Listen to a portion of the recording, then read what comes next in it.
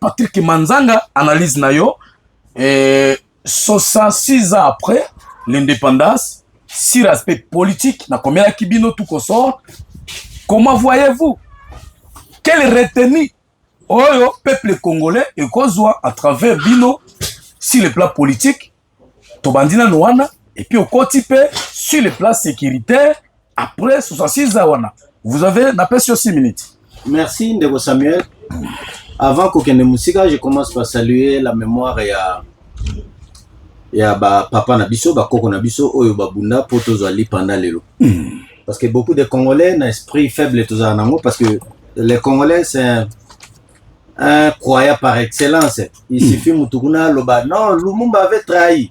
Non, Lumumba était pressé à aller. Azui na epeka ka réfléchir. Technicien, tielanga biloko ali panda, musique me beta lancer nase. Azui pe yali panda, oh ya biso ya indépendance, tia nase. Azui pe abandi na eko véhiculer yango. Mais moi je salue la mémoire ya ba papa na biso lokwa ba Lumumba.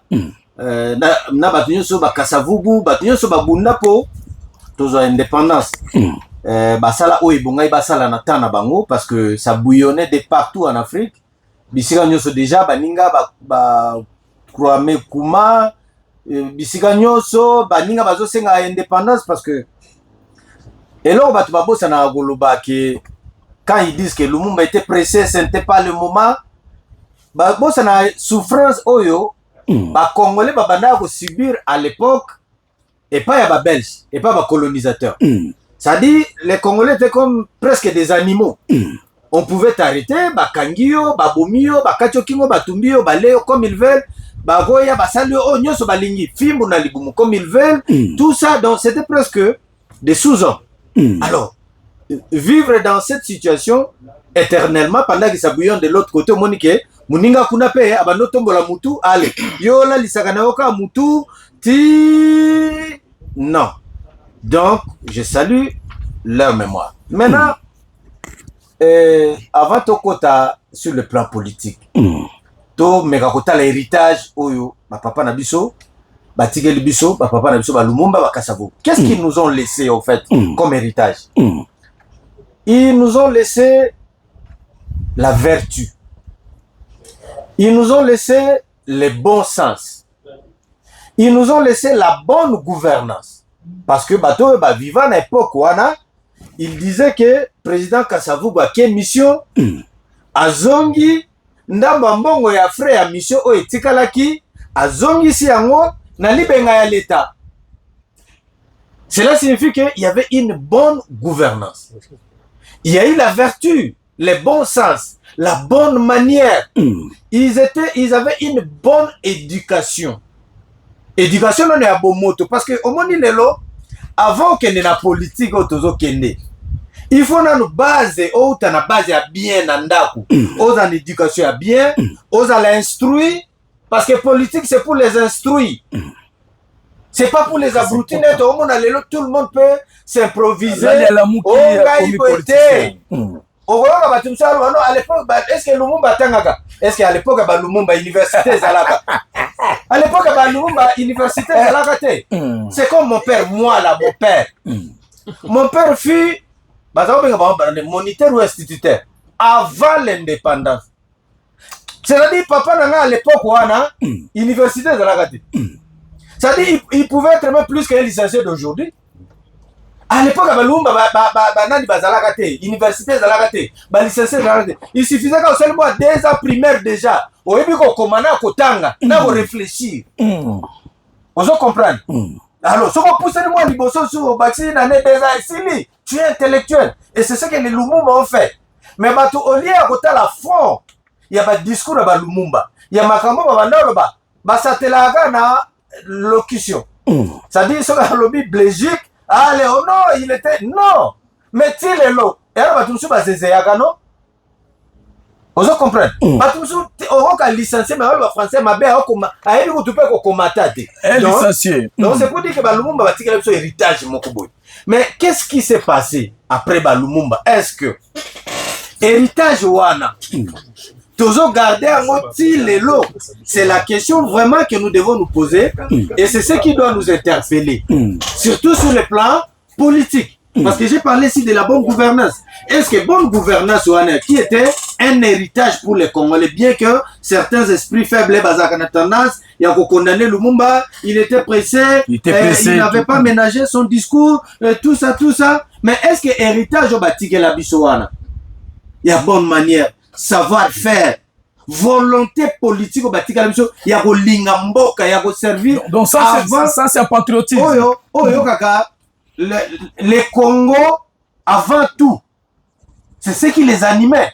C'est-à-dire pour Lumumba, il pouvait accepter de mourir pour les Congo. Et effectivement, il est mort pour cette cause-là, pour les Congo. Maintenant, la question que nous devons nous poser, est-ce que héritage wana, ba Lumumba, ba Okito, ba Polo, ba Kasavubu, na ba papa misusu ya kala wana, ba Etienne Tshisekedi. Donc, est-ce que valeur wana, héritage wana, neto zana ngolelo? Je dirais vite, non. C'est-à-dire, la donne a complètement changé. D'où, nous ne pouvons pas jeter le l'opprobre sur les pères de l'indépendance. Pour dire non, voilà, en tout cas, ce n'était pas encore le moment, ils étaient pressés, oh, ceci, cela. Non. Ils ont fait preuve de la bonne manière, de la bonne volonté, de la bonne gouvernance, de l'amour de la patrie. Ils ont fait preuve. Mais qu'est-ce qui fait qu'aujourd'hui, nous sommes au balo liango? Bonne gouvernance, ils ont rajouté. Vertu, ils ont rajouté la politique. Politique est comme place à ma fille, place à l'insanité, place à anti-valeur en public. Donc, politique est comme, ils ont sur, il y a battu à comito si ça t'est, et comme il y a battu vulgaire, surtout avec l'avènement des réseaux sociaux, mais, et comme il est, aux autres, qui est politicien, qui n'est pas politicien, qui est homme d'État, qui n'est pas homme d'État, qui est journaliste, qui n'est pas, donc acteur politique et qui ne l'est pas, leader qui ne l'est pas, donc ozoye bate komi bitoto tchanga, donc boulou yeke, mutu ekoti. Mais à l'époque, il suffisait de voir Lumumba, comment on a tenu na ye vestimentaire, comportement na ye, sa manière, bah on a bakasavu buana, bah vous savez que ça c'est un dignitaire. Mais les lois non soi-disant notables. C'est tout. Notables, monsieur Soukou, groupes armés, mais ils sont notables toujours. Mais oui, il est cadre d'un groupe armé, mais il est notable. Vous touchez à anti-valeur. À public, mais il est toujours notable. Mais à l'époque, Lumumba Bongote, mais en public, il se montre homme d'État exemplaire. Est-ce que modèle ou mais c'est Patrick Manzanga, je te pose 66 ans après de l'indépendance, nos institutions politiques garantissent-elles véritablement l'alternance pacifique et le respect des droits des citoyens? Non, bazo garantir en côté. Au moins à l'époque Lumumba, Lumumba n'a chef d'œuvre. C'est-à-dire qu'il y a meneur. Il y a groupe. Bakasavu, il y a un petit séminaire, ceux qui petit ou grand séminaire, quelque chose comme ça. Mais meneur, il y a troupe, Lumumba. C'est Lumumba qui pouvait passer président. Mais Lumumba a accepté de se soumettre aux élections. Vous comprenez? Lumumba a accepté à qu'il y ait une élection. Et pourtant, il y a un président. C'était même pas Kasavubu. Il y a un demi. Mais les lois, c'est difficile. À qui moutou déjà à sa élection naie oui bisaye non ni beko lobitika andi mepatika non mais c'est compliqué donc combien de pouvoir comme il réfléchir ndenge ni akotika ça la glissement ndenge ni akobakisa apusana akende libuso et bani na Joseph Kabila Kabila élection bongaki seulement en 2016 a créé logo moko ti al babenga au glissement bien que glissement logo le logo moko que dans libérer les athées. Tokomi na 2018 élection salami quand même. Qui est là yango tokomo mona ngol susu. Allez, ndeti tokomo kene pembe na fait mandat, bato bakomo lo baono, le président azaki na mandat ya plutôt na une mission. Oh non, toliki to changer constitution, pour to bakisela mandat mususu. Donc les Congolais d'aujourd'hui, ils sont vraiment différents na ba père de l'indépendance. Donc il y a même pas un héritage et l'on monte to copier yango et pas ya ba papa na biso wana. Donc biso alternance ezalaka na munoko et pourtant nous avons des textes mais tant que comme il y a alternance yango allez et comme problème et l'alternance quand je parle de l'alternance ici Je ne fais pas allusion seulement au président de la République. Aller dans des entreprises ici, un directeur pour alongwa mité kaka po alongwa kende mboka mususu balongwa na musala te mutazo di mate ya siliki ba dégrader yepete mais ka po alongwa balobi tu gardes ton grade ta fonction à directeur mais longwa na ituri kende ko condamner na patronité ça pose des problèmes on l'a vu na kotanga combattre na ba service étatique awa balobi na mtuka longwa chef de division ça pose problème utalingi atika la place donc la mentalité tu hérité vraiment et logoté c'est ça les regrets pour nanga. Est-ce que la RDC sur le plan économique et social économique est-ce que biso tozali indépendance solo indépendance na tozali komona ezali komona na solo bon indépendance toza vraiment indépendante par le fait que notre économie est extravertie, ça tout le monde le sait. L'économie à biso nous dépendons plus de l'extérieur. Ça signifie que tozo produire mingité, tozo produire certes mais moukié. Et tant on produire sur la balance commerciale so sali PIB au sali différence na PNB au yo kuta que non PIB na biso ils ont représenté pas grand chose. Par exemple, c'est que les Congolais vivent avec par exemple $1 par jour. Moins $1. Ou bah sous super mauvaise foi il peut te dire même moins $1. Ça signifie que économiquement nous sommes faibles pendant que les pays qui sont économiquement stables na bamboka misusu ba chômeur ba futa la même bango. Merci. Et bien nous sommes parmi les pays au monde où ceux qui économie na biso ezala ko marcher bien. S'il y avait une grande vision politique, s'il y avait une volonté politique, ça dit même chômeur na mboko toza nango avec potentialité ya ba richesse to na on nous au moins salaire akokai ko zama $200 $300 mais curieusement bato misala ne ba se bousculer pour avoir 80 000 francs $80 $100 dans ces pays. Ça signifie que notre économie yango na la non économie na biso vraiment eza makasité. Alors na mo ba richesse sango to nango au lieu de tourner regard na biso likolo ya production biso moko to meka ko produire. Aujourd'hui, les Chinois, les Asiatiques, ils nous fabriquent des matériels, des machines. Biso mo peut te ressemble à machine ana. To bandi ko timo la ba or na biso. To bandi timo la ba diamant na biso. Mais curieusement, qu'est-ce qui nous manque? Qu'est-ce qui manque? Mais ça a toujours tendu aux États-Unis. Chine yaka na matériel. N'a pas l'indépendance. Pesa ngaka 20% na ngai, tikela ngaka mo 30% na ngai et pourtant biso mo to ko exploiter. Merci Patrick Manzanga. Ba minerai na biso. Merci. Et pour to développer na ngomboka na biso. Améliorer social la population. Merci Patrick Manzanga, j'ai aimé ça. Monsieur Mayo, sur le plan politique et puis économique, est-ce que d'abord, première question, RDC est indépendante? Et puis sur le plan politique, est-ce que ça respecte l'alternance? Donc, ils allaient au salaire normalement. Est-ce qu'il y a de respect en matière d'alternance? Est-ce qu'on peut dire sur le plan politique, diplomatique, RDC, par rapport à l'accord, nous avons Libanda, États-Unis, tout ça, il y a accord de Doha, tout ça, il y a encore, il y a Ouganda, tout ça. Est-ce qu'on peut dire que la RDC est indépendante? Merci, Ndeko, journaliste Kopesanga Maloba. Nakanisi, au Ipsakibiso, sur sa 6 ans, après, indépendance, tout ça.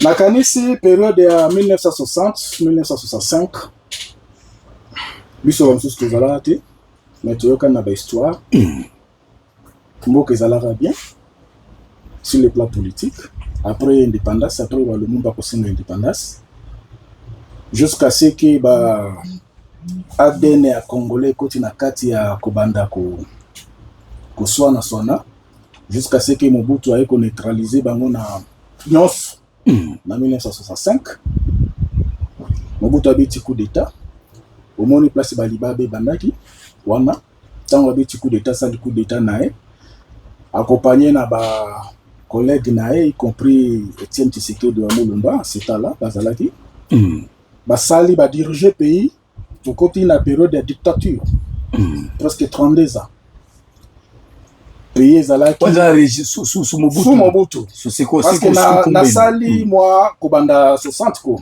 sous Mobutu moi 10 ans moko ya règne ya kitoko Congo ezalaki kitoko à l'époque Zaire ezalaki kitoko, économie ezalaki malamu, bamindele bazalaki kobima Canada, bazoya ko se soigner na Kinshasa, bato bazobima Afrique du Sud, bazoya ko se soigner na Kinshasa, banzela ezalaki presque 10 ou 15 ans, et puis mbilinga mbele komi kokota à partir de 1970.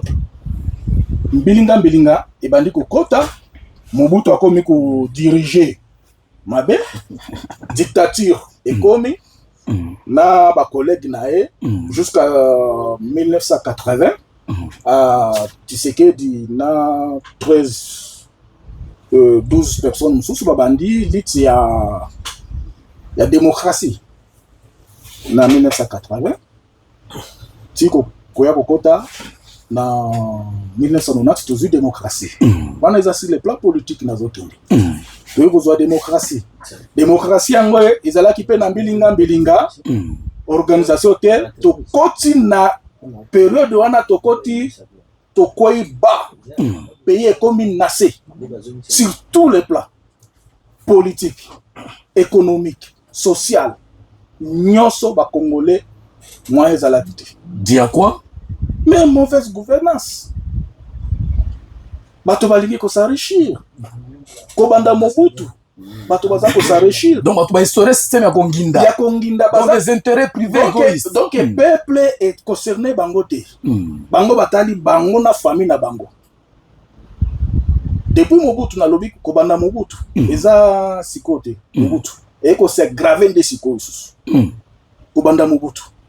Tokoti na 90 papa jusqu'à ce que 96 wana mbilinga ba démocratie payer ba pillage 1991 90 comme ça pillage koti wana eko boma susu mboka sur le plan économique et bébé susu mboka na biso.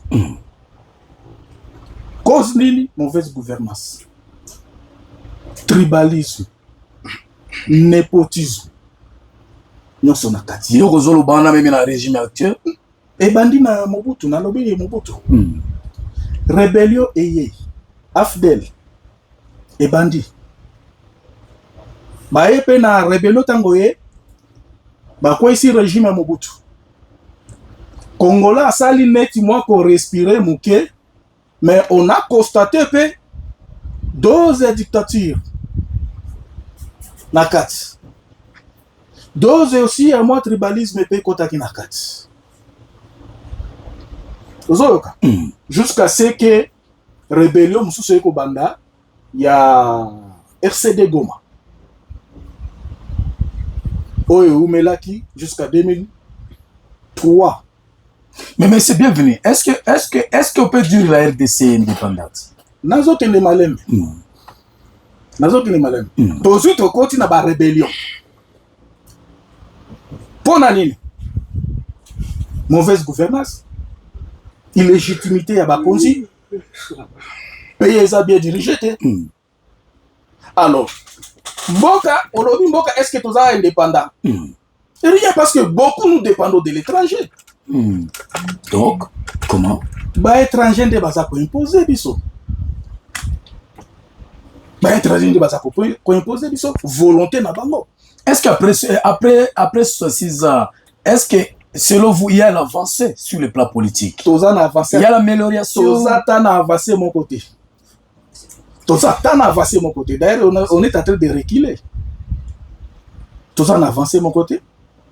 Avancé ni toza nango. Tokanisa ki démocratie comme memela biso mo ba changement payer ko kende liboso. Mais et le présenté.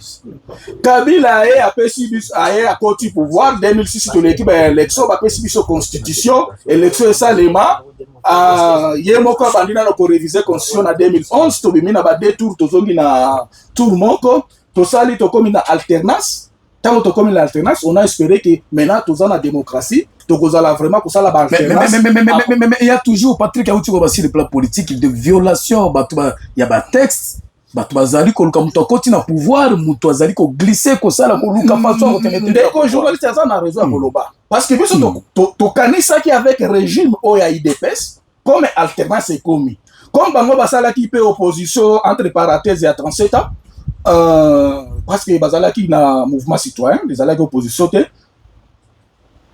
to kanisa ki ba kopesa biso alternance chaque 5 ans ou 10 ans baobanda pesa biso alternance malheureusement baye lisusu kozongisa biso presque 30 mandat esili nano te bango batikali ya déjà je pense bien que mandat 2028 mandat esili nano te etikali 2 ans mais lelo tozapi toza na débat nini changement ya constitution po population ezosenga toyebi te soki population ya machine ya vote ou bien population ya 12e riz parce que le peuple asengi peuple nini sur le plan social nyonso ekufi 66 ans après. Est-ce que bato bazwa sous salaire normal? On paye les gens dans les 45 50e jour. Un mois ça la combien de jours? Donc on comment bika na bac Lambert. Voilà. Bakei dans surtout na régime sous matata eleki. Qui na 65e jour bazo futa bato. Pourquoi pas régime passé? Na lobby, régime passé na lobby te mais bazale ko futa bato le 15. Ya moi. Le 15, le 20, il y a moi. Bah, foutu, tous allez vivre, même on était dans l'opposition, mais on vivait. Très bien. Très bien. Alors, sur le plan social, nous sommes baby, infrastructure, tous en angoté. Nzela. Mundela, tike la bison nzela. Mais lelo, est-ce que tous en nzela? Peut tous vivre, il y a un nzela, oh, belge, tika ango. Oh, belge, tika ango. Très bien. Est-ce que biso ba congolais, tu améliorer ni? Tu bongisi ni? Donc, rien n'a avancé. 66 ans après, rien n'a avancé. Très bien. Monsieur Xavier Assani, et sur le plan économique, c'est indépendant. Et si oui, comment? Et sinon, pourquoi? Moi, j'étais très content. Tant que mon thématique est là, mais avant d'aller tango, na toujours rapport d'écoute. Moi, d'ailleurs, ngamu ko pena bosana kiango. Ça fait 2 mois, ba policier. Na biso ba ozo alerte ça fait 2 mois ba dise bango soki na tembe a Freeland soki wapi lelo komi ba ke état major o ba soki na BGF banque de biloto zo jusque là ngai na lingina bisa ba konzi boye certainement tam soko mona problème mboko il y a un problème serré de communication.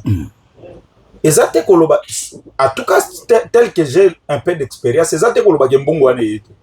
Mais boza ko changer mutu banque ça ko informer à quelle banque nini.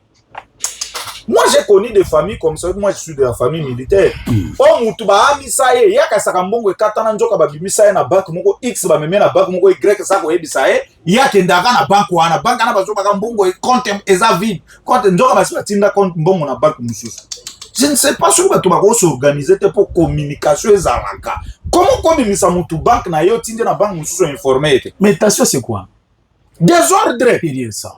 Désordre. Oui. Moi j'appelle les autorités et il y a qu'à changer, il y a qu'à améliorer la communication. Surtout au niveau de la police na FARDC. Biloko les amis, même chez les enseignants. Au moins pas enseignant parce que moi syndicat moko boye sala ka ke balandaka. Mais pas police na FARDC ba to ba sa. Soko se débrouiller moko te. C'est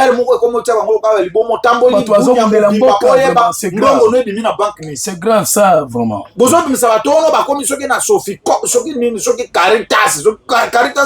Donc besoin misa batu boy. Oh pour quelle surtout dans la zone opérationnelle.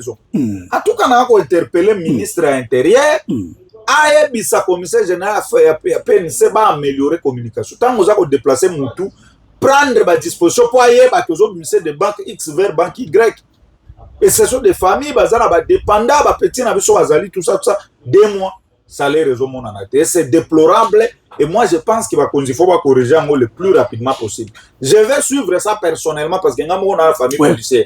Moi, je vais suivre ça personnellement. Mais 2 mois, mais 2 mois, des amis. C'est trop. La policier, est-ce que monite que c'est danger que non, pas de tracasser la population. Effectivement. Et qu'on ça bango moi pas pique parce qu'il vient comme ma tante. Ça c'est grave. Vous autres PC 2 mois ça salaire. Seulement parce que vous êtes capable de... Vous attendez quoi comme état-major na bango ils ont tout un chef du personnel non n'habite musa chef du personnel à ce que ça colonel ou à ce qui paie un ce que yende musala neza ko landaka paye les qui parce que ne musala kende la kana bureau chaque jour c'est à lui de suivre ça. C'est un danger. C'est un danger permanent parce que ça capable de ba bimisa e ba ti paie un mususu à conserver ba policier convenablement à la situation ba policier bisika nyo ça. Très bien. Alors Lipanda, problème indépendance ndeko Sami ngai chaque fois to célébrer la journée le 30 juin ngai personnellement ça va questionnement de ngai kutu na célébrer la journée on a été pour votre formation. Pourquoi? Parce que pour moi on n'a jamais décroché l'indépendance. To chanja kaka titel, c'est-à-dire belge abimi chez biso. Mais en réalité, bandele mususu baye ko soit place à belge indirectement. Surtout comme colonisé indirectement. To bimi de la colonisation directe vers une colonisation indirecte. C'est ça la réalité. Donc indépendance exacte. Indépendance selon cette explication. Pression kaka ba père na biso indépendance à l'époque wana nde mundela chanjaka kaka forme ya colonisation. Abimi na colonisation directe. Et c'est ça que pas biso avant na ba administration na biso etc. a changé forme de colonisation. A zongi sima a komi ko lukasko ba manipuler. Et c'est manipuler là. Et banda même na ba père indépendance wana pour votre formation. Lumumba na ba chombe ba wela kani. Manipulation bandele. Mundela manipulo auto ya manipulo auto ba swani. Ozongo abisio kata kune koma katanga simangwe sutanga terrain komi garantie alobi zonga doto bimaka kana manipulation ya ba belge directement vers une manipulation indirecte et c'est ce système ndetikala ti lelo en Afrique mobile. Même Burkina Faso ba tobalo ba indépendant. C'est faux. Parce que bali c'est ba manipuler ba contre ba occidentaux mususu. On a un sérieux problème de Kosam. On a un sérieux problème. C'est-il les Lotozaka colonisés, mais indirectement. Très bien. Et pour moi, la cause, c'est quoi de Kosam? La cause, c'est les mauvais... Donc, ils sont de problème. Imagine-toi, Ndeko Sami, il suffit qu'on va promettre yo et l'autre contre vieux manzanga, tu es bien à Vienne. Bah, ce qu'on a, so barré Samiwana, yondo koma munko, bando animé, c'est ça le problème avec les Congolais. Intérêt personnel et qui est intérêt public. Très important. Pour ce qu'on a toutes les manipulations de la salle en Afrique, elle est toujours par un proche de celui qui est là. Les gens sami soko yé aux gens idéologie na yo ya contre mundela que dolukaka proche na yo un Congolais comme toi un Africain comme toi pour déstabiliser. Donc nous sommes faibles à manipulation. Des grands manipulables les Africains en général. C'est pas seulement les Congolais. Des grands manipulables. Après on a manipulé puis sont tunde ba créer ba biloko na bango ya ba netwana justice pour tous. Oh droit de l'homme. Oh nini nde ba wana nde ba pion na bango pour manipuler ba tout contre leurs propres frères. Biloko wana nyoso ba créer wana oh human rights watch oh nini tout ça ils ont créé ba canon pour na ko. Donc biloko wana ça ba intérêt na bango. Tous ces ONG pour avantage na bango. Moi je te dis ba ONG monsieur Yakao. Moi je travaille dans les ONG. Aussi on a pour kabola moustiquaire mundela azoluka donner azo biso ko collecte ba donner les qui à ta distribution ba moustiquaire. C'est pour dire que ayene loko mais objectif neza na mususu aluka ndi ba donner eza mususu bazo biso kende ko et puis bazo insister au moins boye par exemple na 4 millions 3 millions bati yango pour na collecte à donner 1 million de kabola moustiquaire. Au Congolais chômeur ayoka a ça c'est pour na donner. Aujourd'hui, on a besoin de répertorier de son famille. Par exemple, moi, ça distribution moustiquaire, je ne suis pas contre campagne, mais moi, je souhaite faire une lecture. Ça tout ménage par ménage. Et tous les ménages de la province de l'Ituri ont été recensés. C'est-à-dire, à travers le projet, on a Mundela Ebi qui est en Ituri. Emmanuel Bati, qui m'a dit kuna boye na kwatel, asala boye, avant de boye, asala boye. Bah, ONG, bah, canon ya manipulation, ya ba occidentaux, ya ba impérialiste.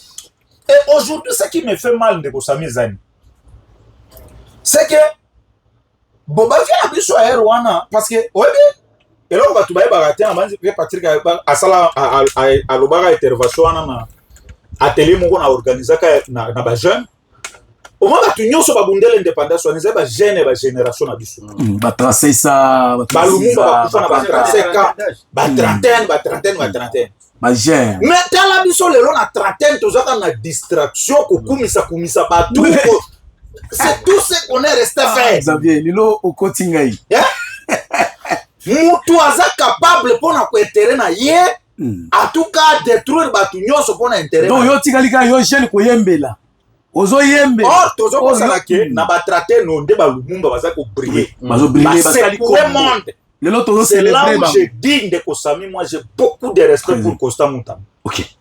J'ai beaucoup de respect. Parce qu'au moins, il a osé, bien que va neutraliser. Quand le peuple a dit le Lumumba Skazaka, ayuka passe pour nya kufela ka peuple.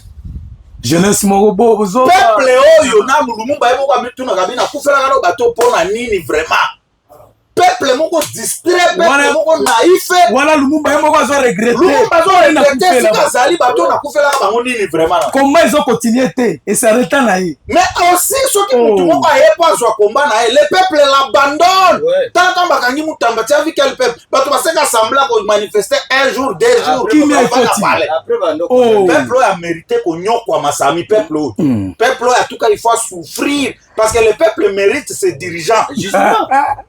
Peuple oyo ba dirigeant onyo so ba onyo kolele lo yende apona ka peuple ba monde ba pona et puis so ba ibie avandi na ndako 90% peuple est responsable ba peuple na poni Emmanuel Mukime alekite avandi bi boy kwa ke tout normal ya kwende oza peuple ndenge nino yo ko ba peuple aboza peuple normal. Tu as bien dit. Yo ko boza peuple normal. Il est super enfin tout la réflexion lelo. Le problème c'est que to pesa kaka responsabilité, to rejeta ka responsabilité pas ba tout mususu te. Biso moko pe photo ça la rétrospection. Est-ce que nous sommes quel type de peuple? Est-ce que nous sommes vraiment un peuple qui sait réclamer ses droits ou bien un peuple naïf?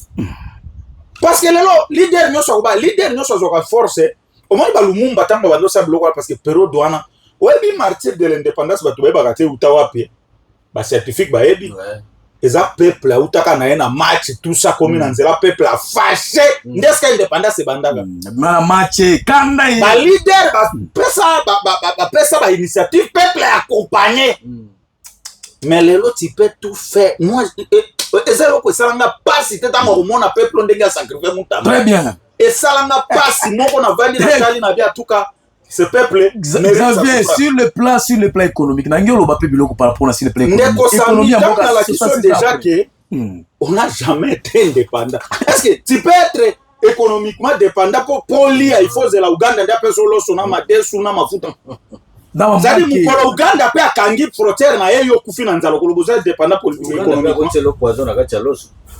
On a rien de peuple même mental na yeza déjà dépendant.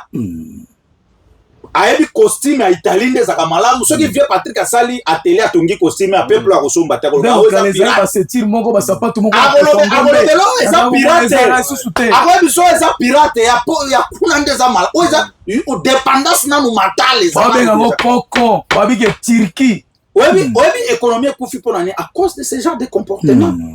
C'est-à-dire ndana mona master na ngai Sami afungoli boulangerie na Aru et pas honorable na Aru boulangerie kitoko mapa ya bien auta na ba machine akendaka na turba esimbita yo beta ngona Aru mapa kitoko me mutu azo kongola zo kendo somba mapa na Uganda mapa kuna ndeza ka oya to za malamu te aboya yende kona ye.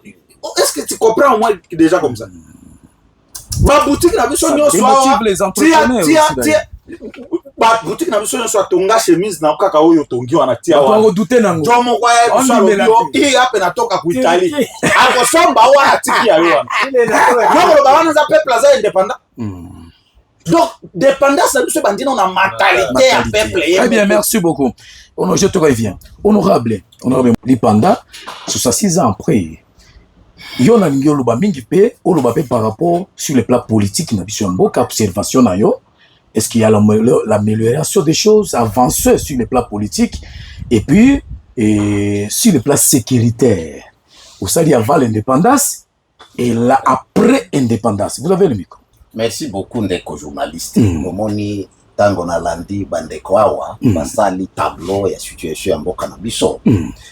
Contrairement na bango po awa toye na makambo ya politique te to na campagne te na marketing te mais toye ko sala analyse objective parce que chaque mission a un objectif na yango. Il faut to mema opinion na biso population na biso pour comprendre certaines histoires. Je crois que les pays, la RDC, c'est un état indépendant. Nous posons indépendant. Et Vous êtes indépendant? Oui, Ok. parce que Comment? c'est une reconnaissance. Vous savez, il faut y avoir d'accord nandeko Patrick Patrick va rendre hommage pour na ba héros na biso Ba guerrier bo ba kufela mboka. kufela mboka ba jeune oyo basusu bazalaki baleki ateur mais âge na âge otozana ya. C'est dire ils se sont battus, ils ont atteint l'objectif. Dire que Et tous s'il est indépendants, là, des s'il est là, fiers. la reconnaissance de l'État congolais, la RDC comme un État souverain est là parce que nous sommes aussi, après l'indépendance, je crois au mois de juillet, si je ne m'abuse pas, septembre, le 20, nous avons été reconnus par les Nations Unies comme un État souverain parce qu'à l'époque, avant l'indépendance, yomoko yebi, tozalaki na ba Rwanda, ba Burundi, tozalaki situation bon quoi, administration sur Mundela za kosala. À un certain cas, ils se sont battus, nous sommes devenus indépendants. Okay. Mais les bas blessent à un certain niveau. C'est par rapport, effectivement, na ndenge bandeko bauti kolobawa, marche ya mboka na biso, c'est vrai, il y a eu des hauts et il y a eu des bas. Mais parmi les faits, à un moment donné, c'est d'abord la démocratisation ya mboka na biso. Je crois que quand les héros se sont battus, ce n'était pas seulement pour la volonté na bango, mais ils ont pris des armes et tout ça. Mais après la reconnaissance de notre souveraineté, on organisait l'élection de Yutu Kolobawa. Et c'était les élections démocratiques parce qu'il faut chaque peuple à s'exprimer pour se faire représenter. Après, si pouvoir pour la patrie, c'est vrai, à un certain moment, coup d'État, ainsi de suite, tout ça. Mais on a dit merci parce qu'à un certain moment, on a dit ndeko oyo bienvenue aza opposate aza opposate parce que on a mboka na biso ko distinguer opposant na oyo aza na pouvoir difficile parce que tout ba parti opposant na ngo sur le plan idéologique c'est la même chose mais ce sont plutôt des individus. Comment vous êtes opposant parce que vous individus vous n'êtes pas dans la gestion des institutions mais dans les textes par rapport il n'y a aucune démarcation parti na ye na IDPS na parti na ngai na oya Patrick. Ils se disent social-démocrates. Il n'y a aucune démarcation. Alors, ça, c'est une parenthèse. Alors, c'est une parenthèse, ça. C'est dire à un certain moment, il y a un recul jusqu'à ce que Mboka et Kabwana. C'est dire pour comment on a pouvoir, il faut à la moutuya composante et entité. C'est dire pour être à l'Assemblée nationale, il faut être soit de RCD, soit de la composante gouvernement, soit de telle autre fraction.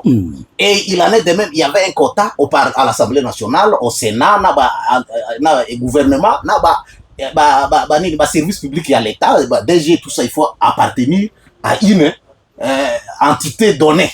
Alors tout ça, mais après ça, les gens se sont battus. Aujourd'hui, alternance malgré qu'il y a des petites difficultés, mais il y a l'alternance. Et comme il vient de le dire, nous venons à peine d'organiser, les élections sont organisées et les mandats courent. Et je crois qu'il ne faut pas que la situation, la difficulté autour connaître et décourager, décourager la population. Je crois que j'avais j'ai beaucoup aimé ça aussi. C'est dire à un certain moment, Bisso, pourquoi ce qui fait mal, c'est quoi? Je me dis, je suis leader. Et quand on est leader, on est écouté. Mais pourquoi on n'est pas écouté? Parce que dans la plupart des cas, pour nous qui sommes acteurs politiques, principalement la jeunesse, tous ça pressé pour Mbongo. C'est-à-dire, valeur ya mutu eza ko se valia fonction ya Mbongo. Pour oyoka, pour on dit mais la janvier, il faut mon azana Mbongo. Ou bien, non, je crois que nous devons plutôt imprimer de nouvelles valeurs. Et ce n'est pas aussi la faute de la population. Nous devons nous faire accepter. Nous devons imprimer une marque pour dire aux gens, la RDC, c'est notre bijou, c'est notre patrimoine. Nous l'avons hérité et il faut que nos cadets aussi puissent hériter d'une république digne de ces noms-là. Oui, ailleurs, il y a des avancées. Mais pourquoi pas chez nous? J'aurais voulu, à niveau national, c'est vrai, il y a des problèmes. Mais même au niveau provincial, vous savez, pour moi, la difficulté que la République est en train de connaître aujourd'hui, c'est le fait qu'il y a des options qui ont été levées, mais malheureusement, ces options-là, pour des intérêts des égoïstes et des individus, ces options-là, c'est notamment la décentralisation. La décentralisation a été un des modes, c'est une des options. C'est-à-dire aujourd'hui, comme on a chefferie et secteur, okomona bazo reconnaître bango ba droit ya percevoir ba impôt droit taxe et redevance ya bango bazo reconnaître bango que no province ezala on à tous les niveaux mais pour province a rétrocéder pour na ba chefferie c'est quand recette na bango peut permettre bango ko exécuter pour le développement certains mais c'est développements tout un problème. Vous allez voir des individus plutôt qui vont s'ériger à des commissionnaires et vous arrivez au niveau de cette chefferie là mais c'est très révoltant. Il en est de même aussi du pouvoir central. Rétrocéder ou laisser à la province les 40% pour son développement, c'est tout un problème. Mais aussi pour nous, pour ce qui est de l'Ituri. Moi, je l'ai toujours dit. La province de l'Ituri, telle que Bissonio Sotoye Beliango, à ce qui Kinshasa pouvoir à tiner la Bissonio de l'autre côté. Ce qui t'a déterminé que tu gérer les ressources dans Bissonio Malam, la province de l'Ituri ne peut rien envier ailleurs parce que les taxes, les recettes sont là. Donc il y a tout à l'Ituri. C'est-à-dire ce sont des mécanismes qui sont mis seulement pour que certains individus puissent se retrouver au détriment de la population. Et c'est voulu. Si on a la volonté à un certain niveau, même au niveau local, on ne peut pas regarder seulement au niveau national, mais au niveau provincial, au niveau de nos ETD, nous devons faire quelque chose. J'ai été à Ariwara dernièrement. Mais ce que j'ai vu, quoi que les gens disent, Ariwara, ça c'est une des agglomérations de la chefferie des Aki. Mais à un certain moment, il y avait des tiraillements et tout comme ça. Mais nous sommes allés à la chefferie. Mais les chantiers que les chefs est en train de construire, mais c'est plus comme le gouvernorat où travaille le gouverneur. Il faut arriver. Mais quand je vis ça, mais c'est ça, c'est qu'on appelle une entité territoriale décentralisée, une chefferie. Ce n'est pas comme ce qui se fait. Voyez aussi, à un certain moment, même si on n'est pas aussi d'accord sur certaines questions de la gestion de la province, parce que la province a été gérée comme une mairie, mais ce qui nous est important aussi, vous pouvez être fiers. Franchement, aujourd'hui, vous pouvez vous promener, vous allez voir quand même, il y a des avancées par rapport au bureau des communes. Vous savez, avant l'état de siège, quand vous voyez, parce que ce n'est pas d'ailleurs la mission de l'état de siège, mais vous avez vu la commune Mbounia, sur le plan infrastructure. Mais nous avons des institutions qui ont leur budget. Mais d'abord, sur le plan infrastructurel, vous arrivez comme ça, aussitôt arrivé, on vous dit que c'est le gouvernorat, on vous dit que c'est l'assemblée provinciale, on vous dit que c'est la mairie, on vous dit, mais aujourd'hui, vous voulez dire plus de 66 ans, oui. Vous allez voir des divisions qui sont dans des bicoques, parfois mais c'est révoltant, et ces gens-là ont des villas, les dirigeants ont des villas. Est-ce qu'on peut dire que c'est marque de volonté? Question de volonté. C'est un système qui est imprimé, c'est-à-dire on ne veut pas d'abord un contrôle. C'est-à-dire tout responsable congolais ne veut pas qu'il soit contrôlé. Alors comment est-ce que vous voulez gérer et vous ne voulez pas rendre compte? Comment est-ce que vous pouvez... Pendant que c'est la chose publique. Voilà, c'est ça, c'est ce qui fait mal. Et cette situation a une conséquence sur le plan sécuritaire. Comment voulez-vous que les chefs de chefferie, qui est par exemple à Ndjougou là-bas,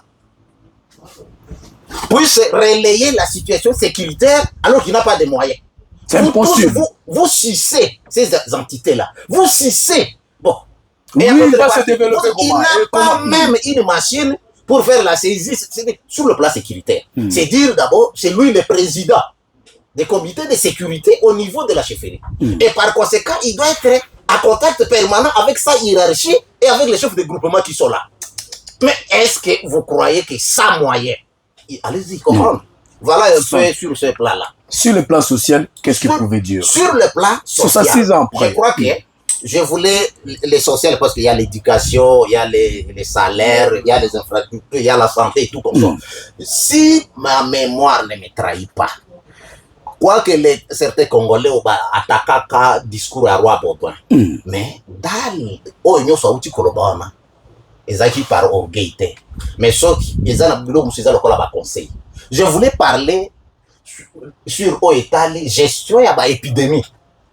Lui-même, il dit, nous vous léguons les pays, la gestion de votre pays. Mais attention, pour la gestion de certains services, notamment les services de santé. Parce que nous avons eu à gérer des épidémies compliquées qu'on a eu à maîtriser. Mais aujourd'hui, nous vous léguons ces pays-ci. Soyez à conséquence. Sinon, ces maladies, épidémies-là qu'on a eu à maîtriser, vont rebondir. Mais aujourd'hui, il faut voir maintenant la fréquence des épidémies. Et ça ravage totalement. oui, c'est dire que nous devons nous remettre en question comment nous sommes en train de faire. Très bien. Il en est de même sur la question des réformes. Il dit non, ces pays ici, nous l'avons, c'était des groupuscules, des empires, nous avons réunis. Mais attention, il y a des conflits entre les différentes communautés. Allez-y méthodiquement, attention avec les réformes actives. Et je crois qu'à un certain moment, si nous voulons vraiment consommer les fruits de notre indépendance, on a besoin aussi, à une certaine mesure, des conseils. Et dans l'humilité, je crois que les choses peuvent très bien. Dans la question, on a retourné à yo. Moko Boïza et Patrick, on a retourné à la question. Mais c'est Annette Baby ou non à baladir. Je salue à Passa Katirogo. Elle a avancé sur le plan politique que l'observation sécuritaire humanitaire, parce que bino justice et dignité, tout comme ça, vous avez également dit. Vraiment merci Migi Sami, kopesanga su parole, nalandi honorable, nalandi ki pende ko ramso bienvenue, nalandi grand frère Manjanga, nalandi pende ko Javier. Vraiment c'est vrai, pour nanga analyse nanga na moni que indépendance il est vrai toza indépendant. Mais amabe eloko zo tungisa biso mingi na lobaka, le début annonce la fin. Soko moni que lolenge bato bafandaki na table ronde oyoki ba scientifique disons ou bien na ba élite na biso bazalaki na table ronde, il y avait déjà un problème dans le début.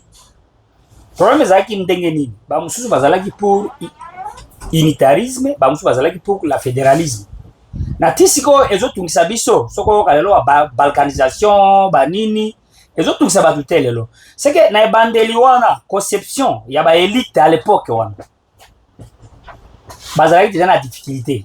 Et puis na kati na bango mundela profitaki babandaki déjà ko se bomana même kati na bango oyo trahir oyo babomi oyo batumbi na Katanga basali ndenge nini ezalaki par rapport ya déjà que les problèmes ezalaki ndengo na problème oyo bandeli wana ezolandela biso telelo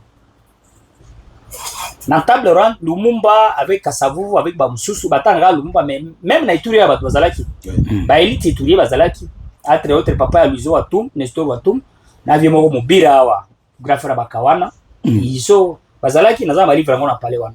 C'est qu'il y avait déjà un problème tango ba gagner kozwa pays na maboko ya mindele oyo ba impérialiste ba européen disons tozui yango me ba piège zalaki les belges wana ba piège ki biso na okena kokre ba piège ba tiaki ba piège belé ba ibaki à travers ba piège wana toko sauter en côté basalaki même analyse balobi bo po bona bango bazalaki na besoin ko pesa biso indépendance te po na plan mindele baibaki déjà iliboso babando mona biso lokola banyama bato bako réclamer ba droit na bango te bato bazana droit ko vivre vie digne te ko zana kata matériaux te ko zana jeep te ko tanga na ba vieux te ko tanga kelasi ya mingi te po grand-père na biso oya kufa urunyo sa majesté avant abisanga belge wandoko bo amé muto atanga batiaki limite na kelasi puis bando pona bana ba élite akaloba bazwaki chasse kotanga eza grâce ya ba mupe grâce église catholique bo baringa bazala ba prêtre ndo moniki ba fataki bazako boya batu batanga oui par rapport à quoi baza maele banda kotia limite soki balobika kotanga ti 4e obe école normale babanda ko benga babanda ko mais na kan na bango bana ba chef lokola grâce église catholique ba évoluer nde bato banda ko tanga na ba kelasi ti bato ba koma lokola ba vie na muso lokola bati basima ba vie muso oyoka na muso ba prêtre ba vie akala mais belge aibaki plat ya belge ou bien plat ba européen zalaki basala Belgique à outre-mer. Cela veut dire que bazwa un jour mokolo bakotonda kana bango bako memana ka kuna bato tia bato asu na mboka na bango po bango baebaki déjà que basale ba calcul na bango ko na ba 2050 bato bakotonda ibeli kuna sika ozalate.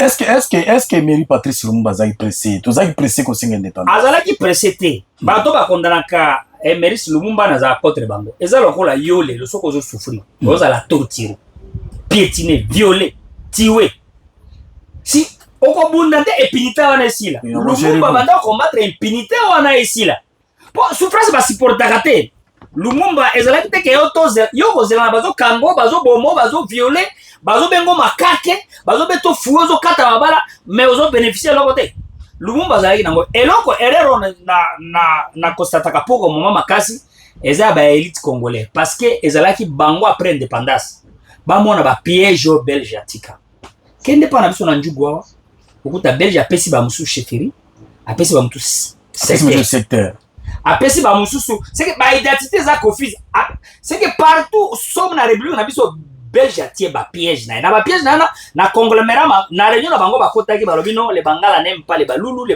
n'aiment pas les ba congol c'est que ba tiaki ba piège ba ba na ngonga nyoso tango oko bousculer intérêt économique c'est de miel intérêt économique mbongo tango ko bousculer ba terrain na bango ba cuivre ba diamant ba ko bouger bangala contre ba Congo ba luba contre ba Katangé c'est que bango ba piège qui déjà donc ça a moko moto peli oui moto peli libera c'est que tel même ba limite na biso soko moni lokole pa na biso na Congo belge indépendant na utaki maiki na kena tipa kwachi na se apo apakwachi o mona na ba commune nini Congo belge c'est que kuna mboka na biso za kuna batiaki ba piège soko mona koboko koto konde okuta ba limite c'est que eza côté Uganda kuna eza une partie na biso c'est que ba pesa ke biso ba limite penzate bazalaki na contre corps care eza lokola mutu mwana no balani mais posa na yo papa oza posa mwana na bala na te ozo piéger c'est que ba piéger yoga ba piéger ki biso na makambo ebele siko kasela ne tient toza indépendant mais esengeli ba élite congolais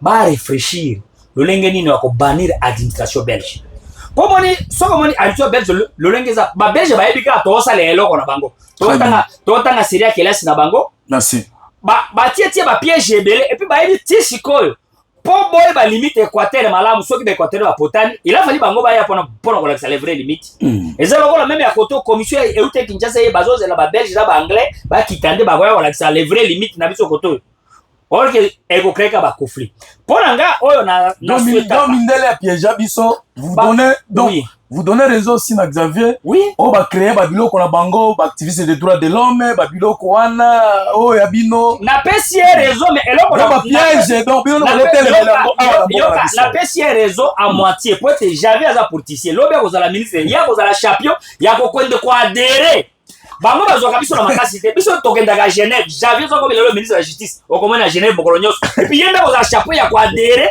pour la porte de vin et ça biso te ba loi internationale wana Mindele atie bino ndeko to ba loi internationale est là lokola CPI ba benga biso si biso ne toke to adhérer lelo to komi ko bima non il a fallu comment eloko eza et koki kozala conforme na réalité ya peuple na yo c'est non leader de bazo sacrifier sur le plan sécuritaire est-ce qu'il y a l'avancée après l'indépendance 6 ans na constat na yo analyse constat nga sur plan sécuritaire vraiment avancé zate pour à tout moment soko moni to sala ka 10 ans ou bien 15 ans ça rébellion moko ou bien poche moko bouger ma c'est là ezala ka te vérifier yo au monde faute à quoi ba élite na biso congolais tango bango ba potana ki kuna bayoka na kite tendance ba Katangé bimi tendance ba to ba Congo si siko ba tendance yango eza tango to potana ki kuna toyoka na kite piège eza ni ndeko nanga bande ko na biso les congolais bango ba copier siko belge ndeko nanga congolais akomi ko coloniser yo alingi yeka moninga te c'est que cohésion sociale les ate na ko pesa par exemple ba oyo ba après indépendance omoni ke ezalaki na ministère mais na ba ministère wana babando kaboleteni bakomona bazape na arukuna kuna ezaka batabilanga topisa ba agronomie soki topisi bango droit bakoza ba ministère kola bana biso kola biso ezalaki déjà ba discrimination grave awa na buye ezalaki ISP c'est que kuna bapesa ki ba SPA bani liboso comme ça bana bango ba avancer liboso bana bango ba ya ko coloniser pe ba oyo ba ignora kotoyo lokolo ba belge ba coloniser ki c'est que avant kotika makambo wana ezala bien Congo kendava il a fallu ba congolais bazala ini bazana na mapendo je te reviens bazala bolingo po il n'y a pas un congolais qui est plus que l'autre et là kozo mamboko za discrimination c'est que discrimination très bien nde ebomimbo kalisusu grave très bien deuxième round tobandi oui je dois couper donc mutu soko solo il faut to à l'exemplaire. Oh, d'ailleurs, tous se protéger. Je te pose la question, dans quelle mesure peut-on parler de l'indépendance politique lorsque des portions du territoire des territoires, notamment dans l'est du pays, échappent encore au contrôle de l'État et sont soumises à des gestions extérieures. Bon, avant de répondre à la question, Tikana, na félicité les Xavier Hassan, j'ai aimé ton analyse et ton argumentaire. Et ce qui nous pousse des fois à la conclusion Xavier a lobby que peuple tika souffrir. Et ça parce que tu vois, nous sommes leaders au fait.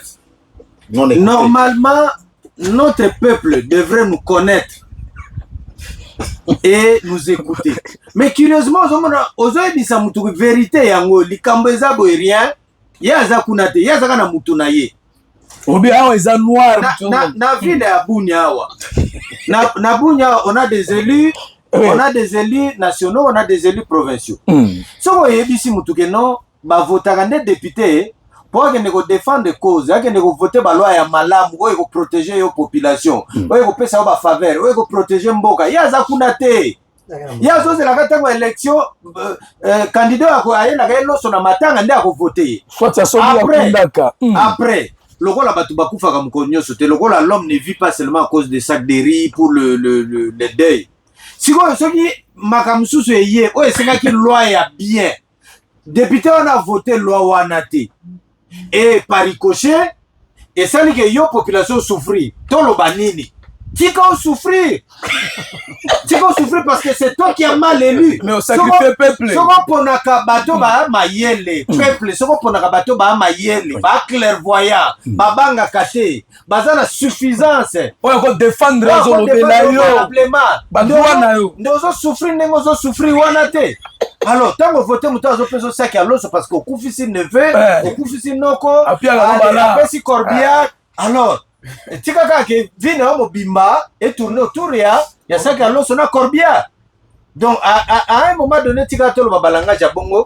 Nous aimons notre peuple, ce sont nos compatriotes, ce sont nos concitoyens. Mais à un moment donné, bah se comportera bien té. Bah se comportera bien té. Président toi na elelo. Bah député, bah sénateur, bah on va décider sur le destin de notre pays, sur le destin des Congolais, non? Mais qui les a élus? Quand le peuple est wanate, bon, si vous avez lingi, aujourd'hui ça peuple A, peuple C, na B à sa lycée. Tant conséquence c'est quoi? Toka tanzo to makile bimapo te. Tika peuple a bah comme il y a une dénonciation, kobenga bato bazana mandat. Ah voilà. Et en net ici quoi? Biso neto sala misala. Je reviens, c'est là où je reviens tango. Bienvenue à Betagi honorable Mbodi Bogabi. Ah, honorable Bogomo Bima. Paul Louvoy accueille, on dirait pour bomba na net. On dirait pour battre menet bapuku. Pour battre menet bapuku na vacha trou. Net nya accueille. Allez Bogomo Bima. Effectivement. Misalo to sala ga ko édifier opinion peuple bolo bala tango risque. Exactement misala ba honorable te. Bango ne faut pas sala awa chaque émission. Normalement honorable moko akozanga kate na émission. Mais curieusement c'est nous qui faisons le peuple à tout moment. C'est nous qui faisons leur travail. Et tango si quoi voyez tango à élection, peuple wana ka oh le baba souffrir te wana. Ba no voter batuna bango. Selon l'appartenance, selon l'amitié, selon tout ça, va souffrir. Donc, peuple, zala maïle. Moutouassa la erreur éternellement. Tu peux te tromper une fois ou deux fois à la limite, mais 3 fois, 4 fois, tu es sur erreur. Alors, par rapport à la question, pays une partie portion interne sous l'occupation. Comment est-ce qu'on peut dire qu'il y a l'indépendance? Oui, on peut dire qu'il y a l'indépendance. Ça peut arriver à toutes les nations. Comment? Vous comprenez qu'une partie, il y a territoire nabinez à l'occuper. On dit bien une partie de notre territoire est occupée. Ça signifie que ça peut être récupéré à tout moment. Et l'accident que étant apertuana et katanu beba annexé en Rwanda ou beba combien indépendant non, c'est une partie de notre territoire qui est sous occupation. Mais on peut toujours récupérer cette partie à tout moment. Mais sur le plan indépendance dans le sens où nous sommes indépendants, mais sauf que tout ça l'effort mon côté. Tout ça l'effort mon côté. Non, nous sommes indépendants. Oui, administrativement sur papier, nous sommes indépendants. Mais si tu vois n'a pas acte ce qui se passe concrètement. C'est là où il faut se poser la question, est-ce que nous sommes réellement indépendants? Politiquement, si le pouvoir ne se donne pas au pays, ça se donne plutôt au Rwanda, ça se donne en Belgique, ça se donne aux États-Unis. Comment peut-on dire que non, nous sommes indépendants? Nous pouvions être indépendants si réellement pouvoir résoudre na souverain primaire. C'est-à-dire Congolais quand à l'issue à vote wana, on dit que nos présidents qui a les tuer Congolais. À l'époque, nous tous ici nous savons, pouvoir et bandako pesa na Rwanda. C'est-à-dire il suffisait soko lingo okoma mandataire, soko lingo bima député, soko lingo bima ministre. Il fallait prendre décision aux autres à la pays. Il fallait Kagame décider. C'est connu de tout Congolais. Mais c'est Patrick Manzanga au Bimisi Biloko Mongo parce qu'on a vu ça ici. On a vu ça dans l'élection où Taki Goleka.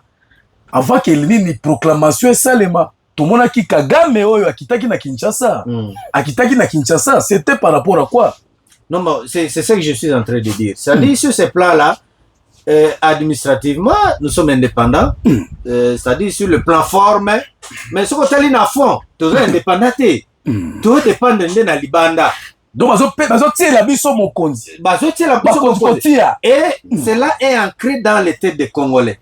Vu que non seulement ils ont pouvoir, il faut que ça coûte. Je connais un de mes frères, Rwandais, ministre, et il n'est pas le seul. Et Belé vient à Bisso, Bima, ministre, mandataire à l'époque à Kabila. C'était le modus operandi. C'est-à-dire tu ne pouvais pas vraiment accéder à la haute fonction. Soit on a deuxième gaou rwandais. Alors, deuxième gaou rwandais, deuxième gaou Ezaki pour amour parfait. Ezaki ne pour surveiller yo. C'est comme un agent moko ya renseignement bâti lio. À contrôler ma mouvement. Qu'est-ce que tu penses? Qu'est-ce que tu dis? Qu'est-ce que tu fais? Donc, sur ce plan-là, Togo se voiler la face. Nous sommes Congolais, nous aimons notre pays et nous souhaitons l'indépendance d'esprit. L'indépendance, il faut banana un esprit. Mais n'engue toza awa. Loba na ba jeune belé na mitu na bango déjà ba yebi que non pose au pouvoir à l'époque.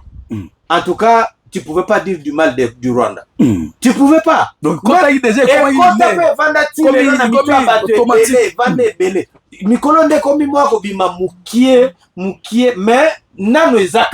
c'est que le donc, même dans le niveau de la présidence, ce que les États-Unis ont décidé, est-ce que nous avons un président dans Mboko?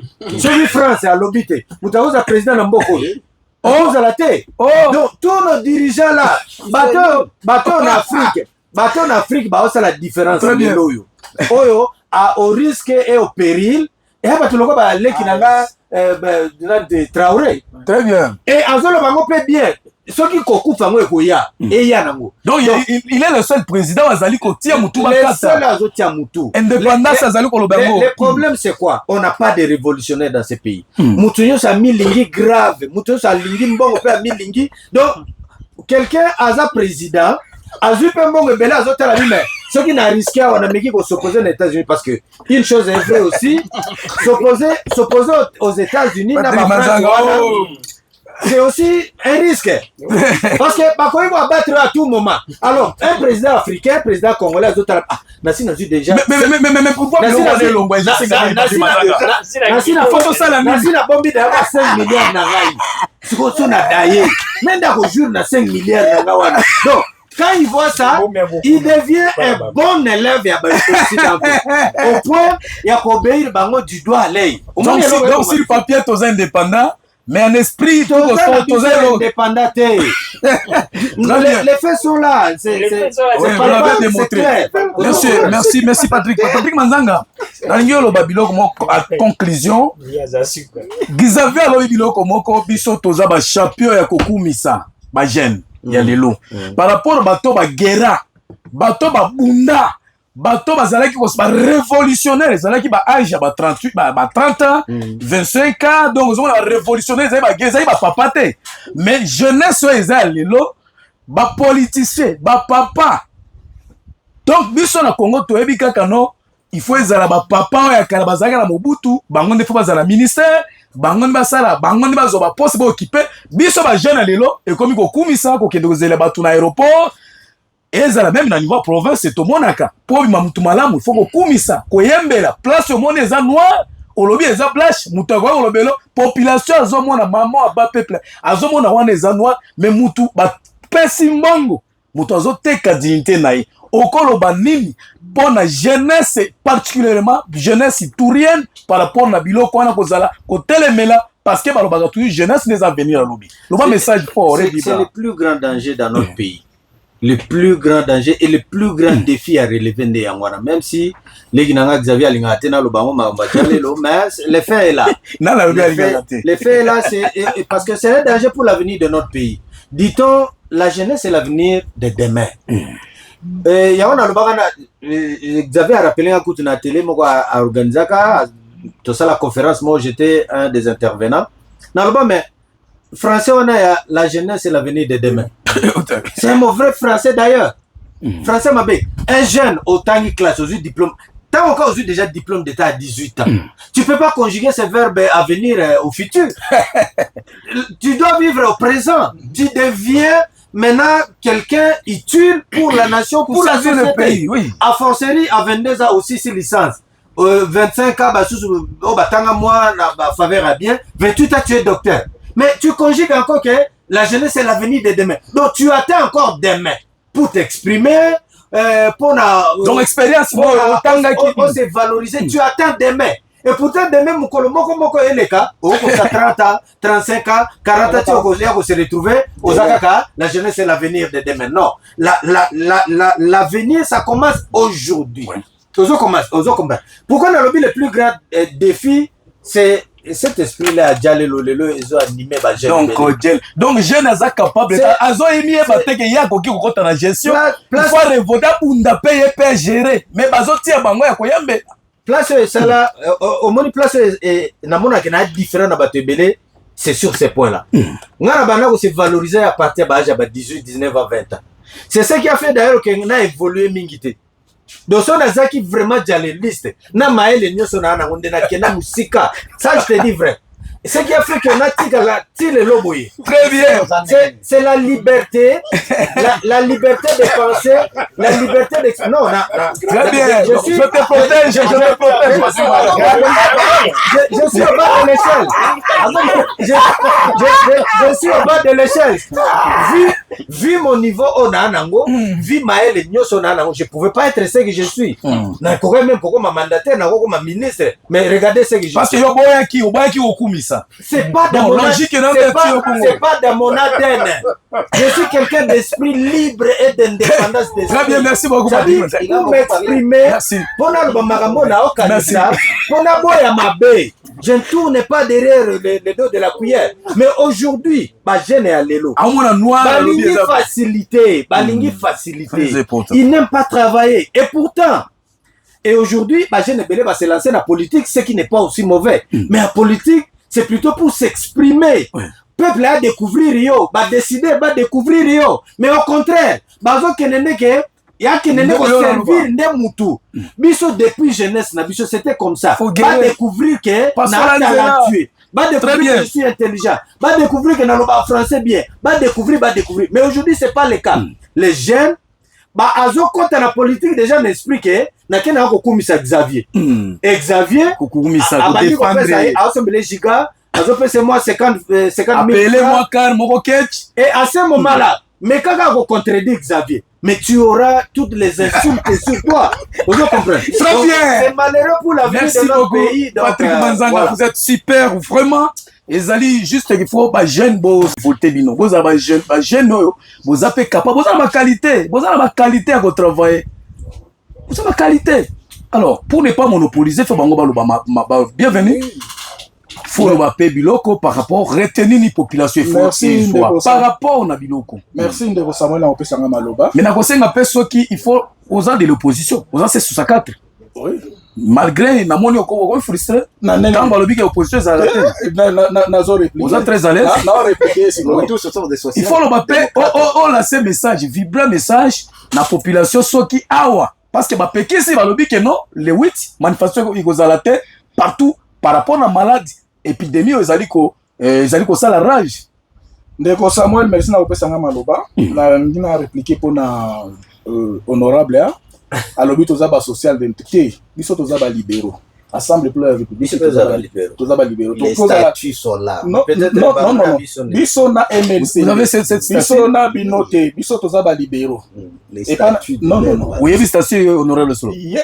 Aza soki. Na tuni statut ya zolobo. Statut du parti. Il y a pas et règlement intérieur. Ndeni biso toza ba libéraux. Biso toza na statut.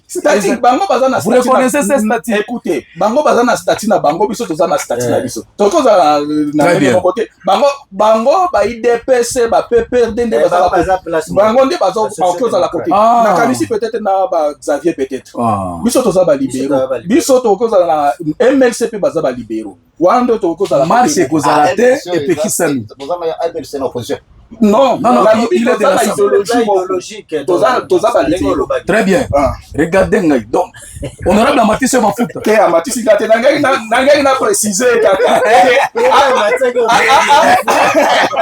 Abibisa biso la côté ba social-démocratique biso toza. Très bien. Les 8 juillet, ministère intérieur et Pekisi Magama marche par rapport à danger malade ezali épidémie ezali ko ravager surtout la province de l'Ituri.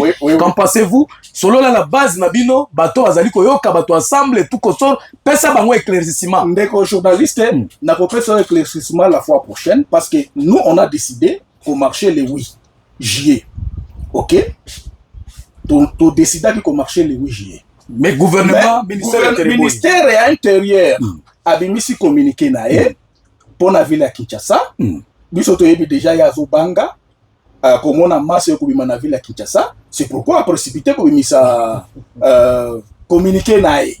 Ozomona. Alors, eza peur ya population, peur oyo basalaki bamonaki ville morte. Bamonaki sit-in opposition zalaki, c'est pourquoi si bango somo. Ce qui te dit qu'il sous marche, il faut profiter. Ozo, dans le cadre Ituri, ça ce n'est que normal parce que nous savons tokoki ko kende musika na tozo vivre. D'abord, est-ce qu'il y a l'opposition de la province de l'Ituri? Nazo pesa yo réponse. Dans le cadre Ituri, 1, toza en état de siège. OK? 2, maladie, épidémie et yé. Alors, nous aussi, nous sommes des grandes personnes. De marche exacte. Naebisio, nous maintenons marche nabisio le 8. Mais nous allons écrire. Vous allez écrire. Informer Bakonzi, particulièrement mairie. Donc, il y a ville et donc, pour la opposition, marche Zali le 8. Oui, dans la province et même ici. Oui, donc informer. Mais nous prenons aussi ma disposition qu'il y a Ebola, épidémie à Ebola. C'est que marche Zate. OK? Donc, marche Zate, nous allons comprendre le Donc, soit vous êtes capable de mobiliser.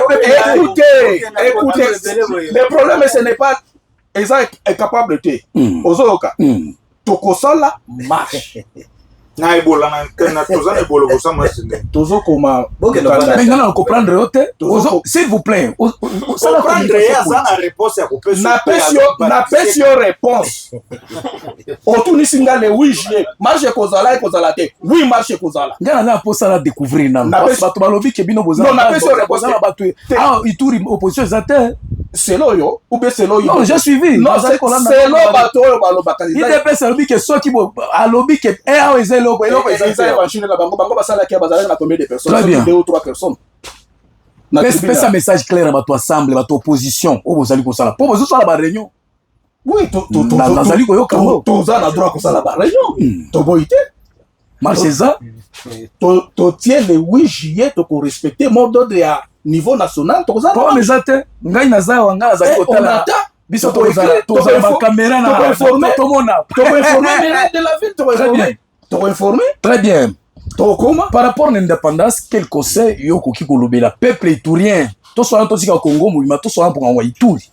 Pesa conseil na jeunesse, bato ba bunda pour to zo ani to retrouver ngo, bien sûr que Patrick alobi que sur papier conseil nini okopesa biso jeunesse conseil mpona jeunesse nga nalobaka surtout na bajeunesse nakoralie Xavier nakoralie ndeko danga mazanga mpona jeunesse oyebi bavie oyo bapapa oyo balalisa bajeune mingi pongi comment ya koloyebisaka bango discours ya jeunesse eza avenir ya lobi avenir ya lobi yango esilaka te donc ye nde agéraka kaka yo tikala koyembela yo na ba 10 000 ba 5 000 azobisa ko jeunesse eza avenir ya lobi pendant que yo koki kofanda pe place yo ya ezali wana voilà alors nga nayebisaka jeune avenir na yo mokolo eza lelo le présent ozo vivre ndeya il faut toujours se battre pozala obimisa mutu surtout na persévérance ozoka tant on a regretté ka ba Xavier bazoya kosala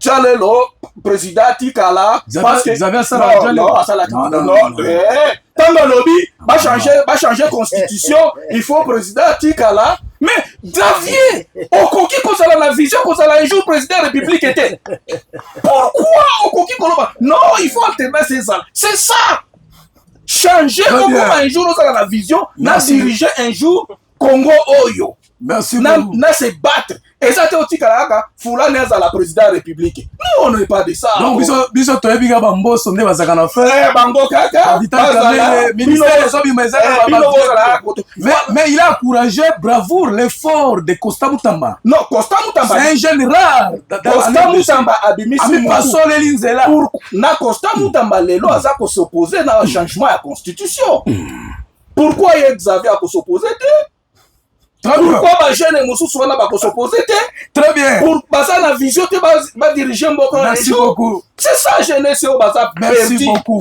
beaucoup monsieur Xavier Assani je vous dire nalingina bon nalandi ndeko bienvenue non makambo bi baleza te fanda il faut yo kabiloko nyonso tete supporter bakanga portana d'abord nazoka pasi pourquoi ndeko Sami parce que il fallait pas Ebola au ezala parce que bateau ba bomba et capacité na bango sama Ebola il fallait pas Ebola ezala tika bango mona 10 personnes ba ko bimisa en tout cas c'est de la malchance biloko na bango na ko pea na babiloko ba Xavier tiazolo ba wana motema nezo sepela Ebola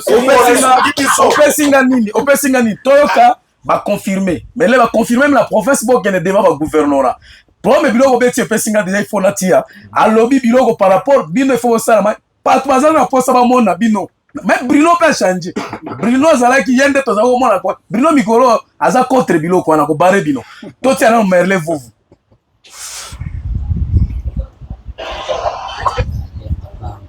Bruno a changé car. Bruno a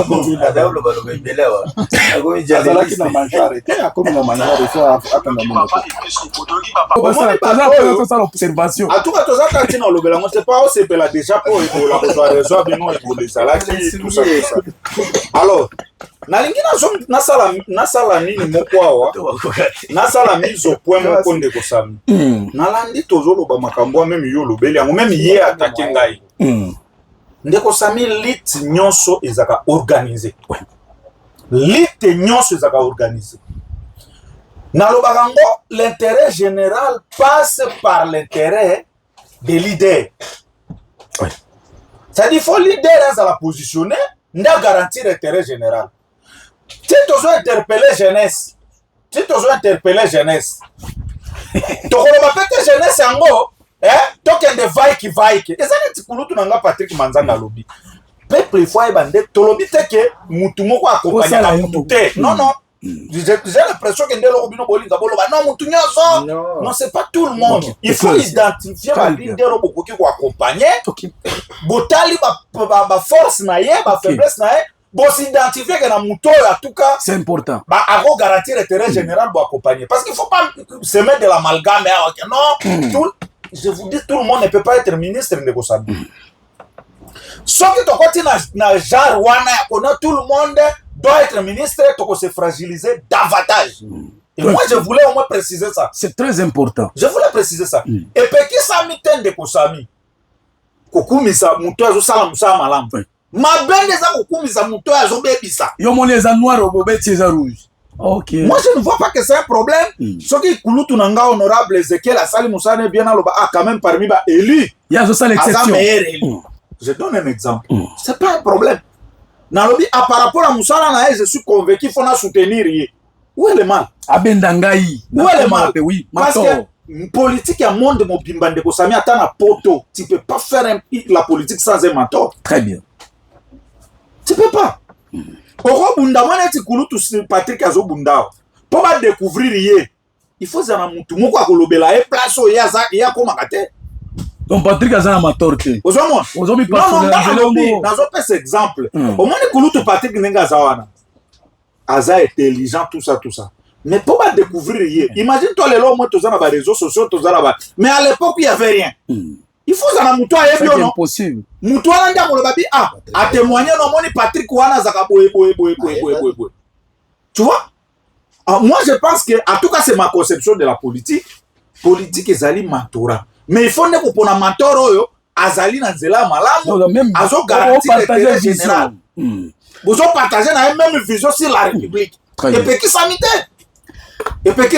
Parce que tant que mentor wana kozwa, nde akosunga yo pe oko ma place olingi, nde ensemble boko définir ndenge ni bo garantir l'intérêt à bato batikali.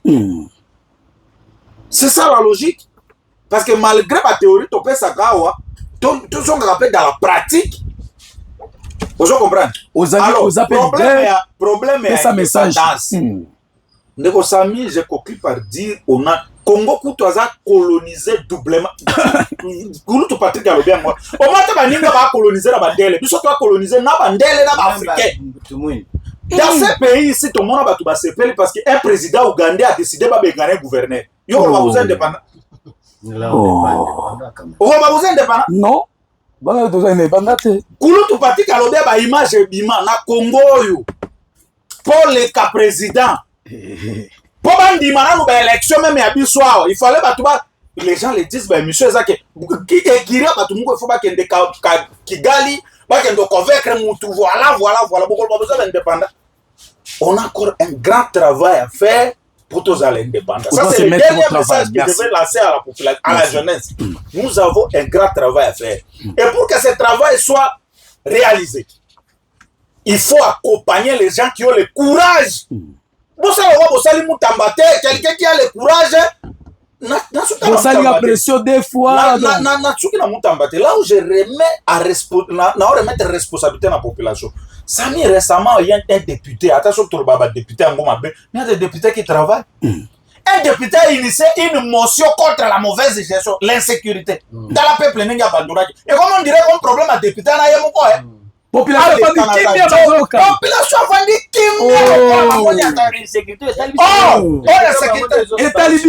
moi j'attendais Kinshasa par exemple là où il y a sécurité baya mukola motion wana na batonda plein assemblée wana batala so ba député na ba moi j'attends c'est ça le rôle du peuple non peuple accompagner tout le monde ne peut pas initier des choses mais peuple faut ba ko identifier muto a initier tel activité ça pour intérêt général pour accompagner député on les a pensé balinga netam bazana plénière kuna ba moni penza aboa na fenêtre ba moni peuple plein banda taraso ba kubeta ministre na monsieur honorable Miki quel retenir peuple retenir ni jeunesse et par rapport à biloko totiko lubango awa économiquement il faut tous à l'indépendant et sur les plans sécurité politique qu'est-ce qu'il faut faire.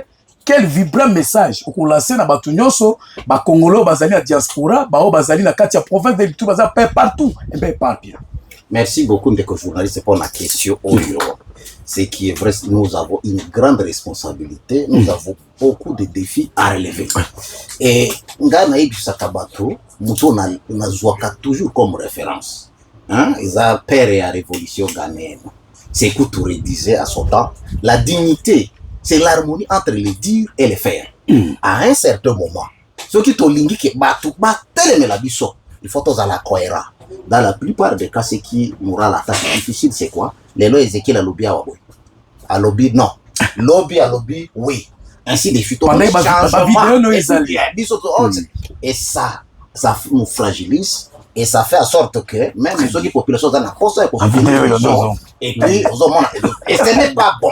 Alors je voulais aussi calmer bandeko na ngai awa. Je crois que ndenge touti kolobawa en réalité ata soki to présenter ye lokola mutu ya ensemble opposition, mais les cadres ici ils ont la réflexion parce que ça aurait été mieux que mutu ya pe nini et union sacrée zalawa, mais quand tous alors omoni biloko mususu tolobaka par rapport na non c'est dire pour que non pour avoir telle décision il faut recourir. Non, je crois que certaines histoires ce sont des commentaires. Je crois que dans le Nord Kivu, quand on a remplacé Constant Ndima, alors est-ce que la décision est venue encore d'où? Et ici quand on a remplacé Luboya, oh non, moi je crois que le reste là, le chef de l'État a agi comme garant de la nation d'une manière responsable, parce qu'après tout 5 ans dira. Hein, vous 5 ans dira, mais c'est normal que vous soyez rappelés. Mais aussi certaines questions, par exemple, si nous voulons réellement les changements, nous devons nous mettre debout. C'est-à-dire, il n'y a pas, c'est-à-dire, c'est combattre l'impunité.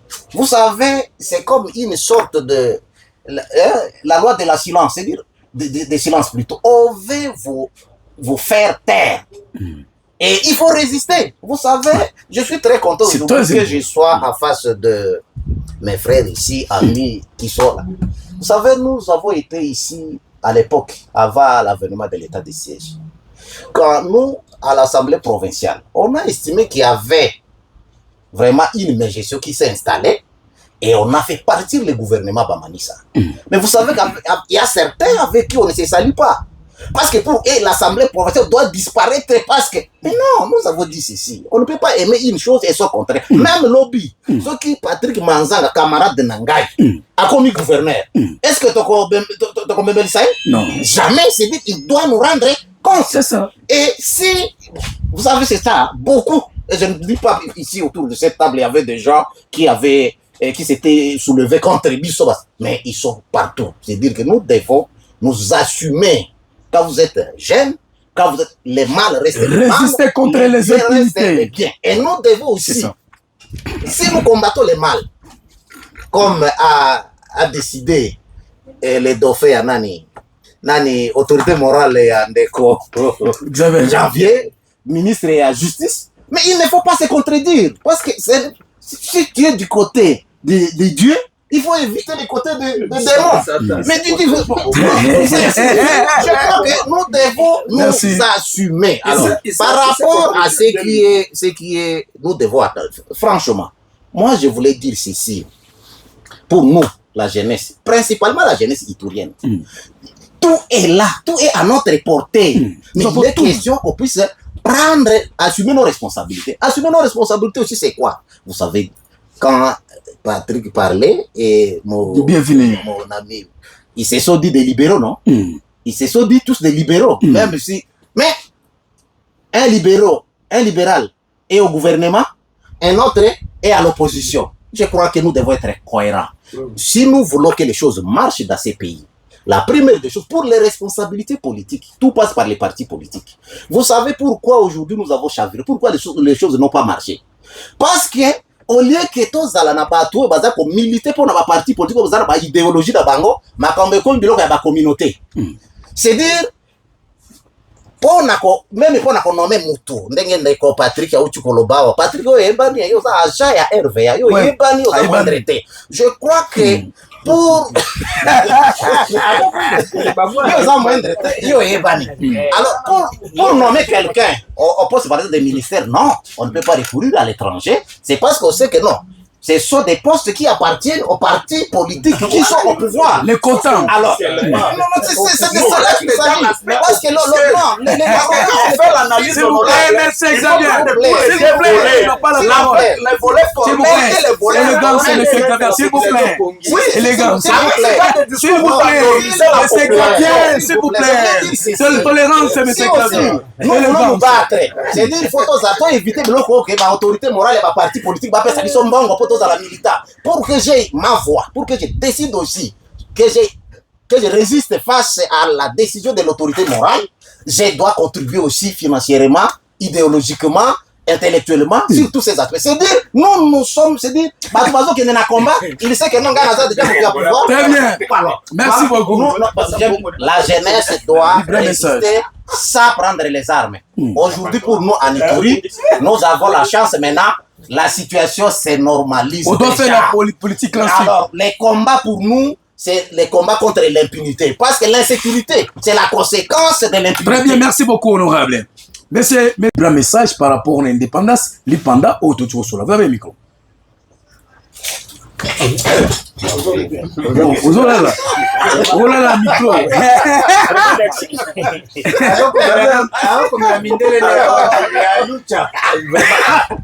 Vraiment merci. Par rapport à l'indépendance,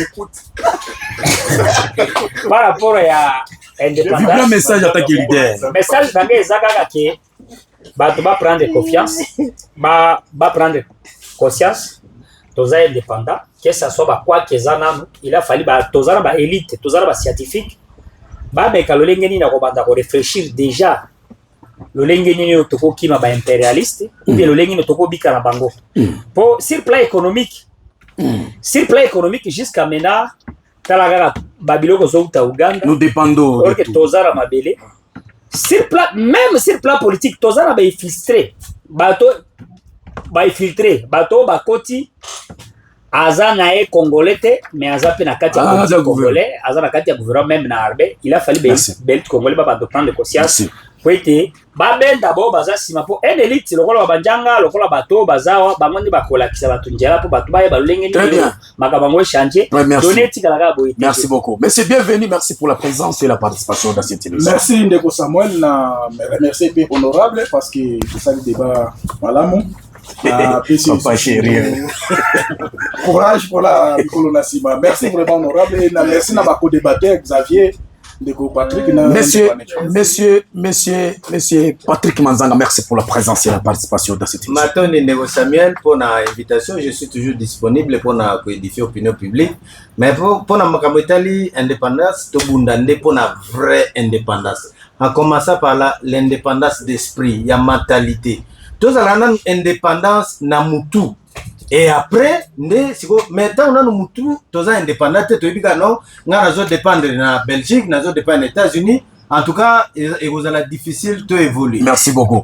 Honorable Ezekiel Mouki, merci pour la présence et la participation. Merci beaucoup, je suis flatté. En tout cas, il faut continuer à orienter l'opinion na biso et puis to ba responsabilité ça na maboko na biso. Tozana porte nous ces apolés, mais il faut s'engager mais personnellement. Rassurer population aux alliés disponibles pour débattre avant de pour répondre na ba question. Est-ce que vous avez banga luboyo posa banga luboyo? Jamais tozali ko respecter texte. Très bien. Parce que le problème est que vous savez. Merci beaucoup. Merci monsieur Xavier Assani pour la présence et la participation. Merci Samuel. Merci à co-débatteur. Na une canal honorable que au moins tant que ça l'analyse, il faut tout petit cas formalité. Parce que beaucoup de choses se passent dans les formels. Où ils ont impacté les formels. Oh, bisous tous zoloba. Oh, ya zolobeza. Oh, il faut ça les. Oh, bisous tous zoloba. Oh, ils ont ça les manafuku. Merci Xavier. Merci caméra. Jeunesse ya Ituri. Nazalo comme bino fongo la mémoire. Balobi ba résumé bino boza part de responsabilité. Peuple Ituri boza la part de responsabilité. Lelo boza ngai pe na lobaga bino boza na 5%,5 ya pour ça.